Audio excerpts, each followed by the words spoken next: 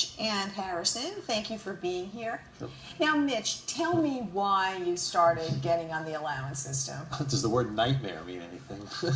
It was a little crazy at first. At first, it was everywhere we went. This little boy over here was asking for everything in the world, whether we were at the supermarket or just passing the toy store. The I want, the gimme, gimme, gimme was all over the place. And then I met you.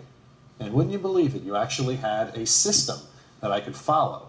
And we started Harrison when he was around 4 or 5 years old on the system and got things into check. How did that feel, being on the allowance system, Harrison? Felt pretty good because I had more responsibility for my own things, so it just felt really good.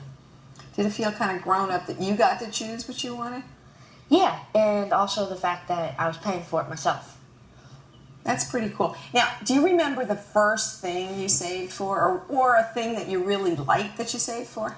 Well, just a little while ago, I was saving for a boombox that it would go in my room, and it took me around 3 months to finish it. It was about like $125, and it was really worth it. Was it? Now, do you take good care of that?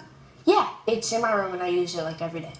That's pretty cool. Now, what about the charity side of it? How do you feel about charity? Well, after the tsunami hit, me and my parents decided that we should use my charity jar for the Red Cross Fund, and so me and my dad, we got the money out and we sent it to the Red Cross Fund to help others in need. I'm proud of you. And this was his idea. This was not my idea. He and his sister both at the same time said, we want to do something, and they went upstairs and they got their jars with their charity money. They brought it down to the dining room table. They put the jars right on the table and said, what can we do with this money? So this came from them. I'm really proud. I mean, that's what it's about. I mean, it's easy, and it's something that's really wonderful to be able to do that. I'm proud of you. Thanks. Now, how has it changed life in the household for you? Well, it's certainly nice to have some stability and organization to it.